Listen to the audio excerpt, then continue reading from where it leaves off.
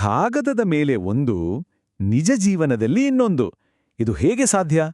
ಒಬ್ಬ ವ್ಯಕ್ತಿಯ 2 ಮುಖಗಳ ಹಿಂದಿನ ಕಥೆಯನ್ನ ಇವತ್ತು ಬಿಡಿಸಿ ನೋಡೋಣ.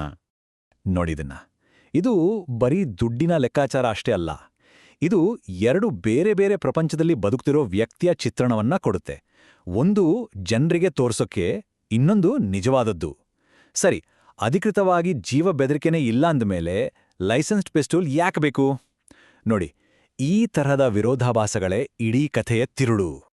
ಹಾಗಿದ್ರೆ ಈ ವಿರೋಧಾಭಾಸಗಳ ವ್ಯಕ್ತಿತ್ವದ ಹಿಂದಿರೋ ನಿಜವಾದ ಪ್ರಜ್ವಲ್ ರೇವಣ್ಣ ಯಾರು?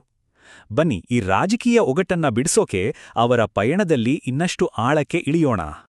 ಪ್ರತಿಯೊಂದು ಕತೆಗೂ ಒಂದು ಆರಂಭ ಅಂತ ಇದ್ದೇ ಇರುತ್ತಲ್ವಾ?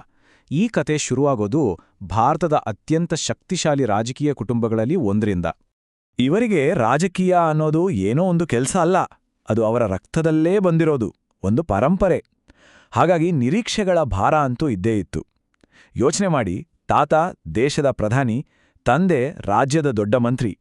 ಇಂಥ ಒಂದು ಹಿನ್ನೆಲೆಯಲ್ಲಿ ಬೆಳೆದ ವ್ಯಕ್ತಿಯ ದಾರಿ ಹೇಗಿದ್ದಿರಬಹುದು? ಬಾಲ್ಯದಲ್ಲಿ ಅವರನ್ನ ಪ್ರೀತಿಯಿಂದ ಚಿನ್ನು ಅಂತ ಕರಿತಿದ್ರು. ಯಾಕಂದ್ರೆ ಅಷ್ಟೊಂದು ಚೂಟಿ, ಮಾತುಗಾರ ಆಗಿದ್ರಂತೆ. ಇದೇ ಆಕರ್ಷಕ ವ್ಯಕ್ತಿತ್ವ ಮುಂದೆ ಅವರ ರಾಜಕೀಯ ಜೀವನಕ್ಕೆ ದೊಡ್ಡ ಅಸ್ತ್ರ ಆಗತ್ತೆ ಅಂತ ಅವತ್ತು ಯಾರಿಗೂ ಗೊತ್ತಿರಲಿಲ್ಲ. ಆದರೆ ಆಸಕ್ತಿ ಇದ್ದಿದ್ದು ರಾಜಕೀಯದ ಕಡೆ ಅಲ್ಲ. ಬದಲಿಗೆ ಸಿನಿಮಾ, ಐಷಾರಾಮಿ ಕಾರುಗಳು, ಮತ್ತೆ ಪ್ರತಿ ತಿಂಗಳು ಒಂದೊಂದು ಹೊಸ ಮೊಬೈಲ್ ಫೋನ್. ಇದೆಲ್ಲ ನೋಡಿದ್ರೆ ಗ್ಲಾಮರ್ ಲೋಕದ ಕಡೆಗಿನ ಅವರ ಒಲವು ಮತ್ತೆ ಜನರ ಗಮನ ಸೆಳೆಯಬೇಕು ಅನ್ನೋ ಹಂಬಲ ಸ್ಪಷ್ಟವಾಗಿ ಕಾಣಿಸುತ್ತೆ. ನೋಡಿ, ಇದು ತಮಾಷೆಗೆ ಹೇಳಿದ ಮಾತಿನ ಹಾಗೆ ಕಾಣ್ಬೋದು. ಅದೇ ಇದು ಅವರ ಯೋಚನಾ ಲಹರಿಗೆ ಹಿಡಿದ ಕನ್ನಡಿ ಅಂತಾನೂ ಹೇರ್ಬೋದು. ಎಲ್ಲವೂ ಒಂದು ಶೋ, ಒಂದು ಪ್ರದರ್ಶನವಾಗಿರ್ಬೇಕು ಅನ್ನೋ ಮನಸ್ಥಿತಿಗೆ ಇದೊಂದು ಸಣ್ಣ ಉದಾಹರಣೆ ಅಷ್ಟೇ. ಹೀಗೆ ಗ್ಲಾಮರ್ ಪ್ರಪಂಚದ ಕನಸು ಕಾಣ್ತಿದ್ರು. ಕುಟುಂಬದವರು ಅವರಿಗಾಗಿ ಬೇರೆದ್ದೇ ದಾರಿಯನ್ನು ಸಿದ್ಧಪಡಿಸಿದ್ರು. ಆ ದಾರಿ ಅವರನ್ನ ಭಾರತದಿಂದ ಸಾವಿರಾರು ಮೈಲಿ ದೂರಕ್ಕೆ ಕೊಂಡೊಯ್ತು. ಉತ್ತಮ ಭವಿಷ್ಯದ ಕನಸು ಹೊತ್ತು ಭಾರತ ಬಿಟ್ಟು ಹೋದ್ರು. ಆದ್ರೆ ವಾಪಸ್ ಬಂದಿದ್ದು ಮಾತ್ರ ಇವತ್ತಿಗೂ ಉತ್ತರ ಸಿಗದ ಒಂದು ನಿಗೂಢ ರಹಸ್ಯದ ಜೊತೆಗೆ. ಅಲ್ಲಿ ಅವರ ವಿದ್ಯಾಭ್ಯಾಸ ಅನ್ಕೊಂಡಂತೆ ಮುಗಿಯಲಿಲ್ಲ. ಇದ್ದಕ್ಕಿದ್ದಂತೆ ಎಲ್ಲವನ್ನೂ ಅರ್ಧಕ್ಕೆ ಬಿಟ್ಟು ವಾಪಸ್ ಬಂದ್ರು. ಯಾಕೆ ಅನ್ನೋದು ಇವತ್ತಿಗೂ ನಿಗೂಢವಾಗಿಯೇ ಉಳಿದಿದೆ.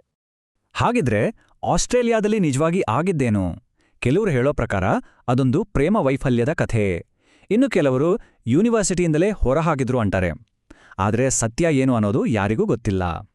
ಸರಿ, ಆಸ್ಟ್ರೇಲಿಯಾದ ರಹಸ್ಯವನ್ನ ಅಲ್ಲೇ ಬಿಟ್ಟು ಭಾರತಕ್ಕೆ ವಾಪಸ್ ಬಂದ ನಂತರ ಅವರ ರಾಜಕೀಯ ಏಳಿಗೆಯ ಕಥೆಯನ್ನ ನೋಡೋಣ.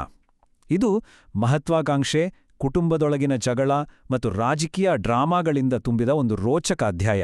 ಅವರ ರಾಜಕೀಯ ಎಂಟ್ರಿ ಒಂದು ರಾಕೆಟ್ನ ವೇಗದಲ್ಲಿತ್ತು. 2014ರಲ್ಲಿ ತಾತನ ಪರ ಪ್ರಚಾರ, 2015ರಲ್ಲಿ ಪಕ್ಷಕ್ಕೆ ಅಧಿಕೃತ ಎಂಟ್ರಿ, 2018ರಲ್ಲಿ ಟಿಕೆಟ್ ಸಿಗ್ಲಿಲ್ಲ ಅಂತ ಕುಟುಂಬದ ವಿರುದ್ಧವೇ ಸಿಡಿದಿದ್ರು. ಕೊನೆಗೆ 2019ರಲ್ಲಿ ತಾತನೇ ಅವರ ಗಾಡಿ ತಮ್ಮ ಕ್ಷೇತ್ರ ಬಿಡುಕೊಟ್ರು, ಅದು ಗೆದ್ದು ಬಿಟ್ರು. ಆದರೆ ಈ ವೇಗದ ಪಯಣ ಕುಟುಂಬದೊಳಗಿನ ಸಂಘರ್ಷಗಳಿಂದ ಹಳಿತಪ್ಪೋ ಹಂಟಕ್ಕೂ ಬಂದಿತ್ತು. ಇಲ್ಲಿ ಒಂದು ಮುಖ್ಯವಾದ ವಿಷಯವನ್ನ ಗಮನಿಸಬೇಕು. ಅವರ ಈ ಏಳಿಗೆ ಕೇವಲ ಅವರ ಸಾಮರ್ಥ್ಯದಿಂದ ಬಂದಿದ್ದಲ್ಲ. ಬದಲಾಗಿ ಇದು ಕುಟುಂಬ ರಾಜಕಾರಣದ ಚದುರಂಗದಾಟದಲ್ಲಿಟ್ಟ ಒಂದು ಜಾಣ್ಮೆಯ ನಡೆಯಾಗಿತ್ತು.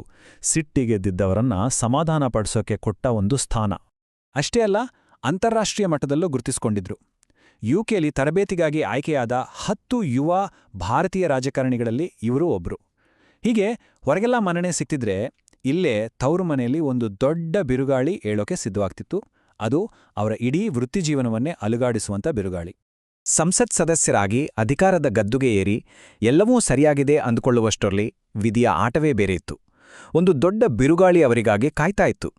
ಆಮೇಲೆ ಕಥೆಗೆ ಒಂದು ದೊಡ್ಡ ತಿರುವು ಕೊಟ್ಟಿದ್ದು ಒಂದೇ ಒಂದು ಪೆನ್ಡ್ರೈವ್. ಆ ಒಂದು ಚಿಕ್ಕ ಸಾಧನ ಒಂದು ಇಡೀ ರಾಜಕೀಯ ಸಾಮ್ರಾಜ್ಯದ ಅಡಿಪಾಯವನ್ನೇ ಅಲ್ಲಾಡಿಸ್ಬಿಡ್ತು. ಪರಿಣಾಮಗಳು ಊಹೆಗೂ ಮೀರಿದ್ದವು. ಒಂದು ಉಜ್ವಲ ಭವಿಷ್ಯ ಕಾಣ್ತಿದ್ದ ರಾಜಕೀಯ ಜೀವನ ರಾತ್ರೋರಾತ್ರಿ ಮುಗಿದೋದಾಗಾಯ್ತು. ಒಂದು ಇಡೀ ಕುಟುಂಬ ಸಾರ್ವಜನಿಕವಾಗಿ ತಲೆ ತಗ್ಗಿಸಬೇಕಾದ ಪರಿಸ್ಥಿತಿ ಬಂತು. ಹಾಗಿದ್ರೆ ಇದು ಒಂದು ರಾಜಕೀಯ ಭವಿಷ್ಯದ ಅಂತ್ಯನಾ, ಅಥವಾ ಕಥೆಯಲ್ಲಿ ಇನ್ನೂ ಬೇರೆ ತಿರುವುಗಳಿವ್ಯಾ? ಈ ಪ್ರಶ್ನೆಗಳಿಗೆ ಉತ್ತರ ಕಾಲವೇ ಹೇಳಬೇಕು.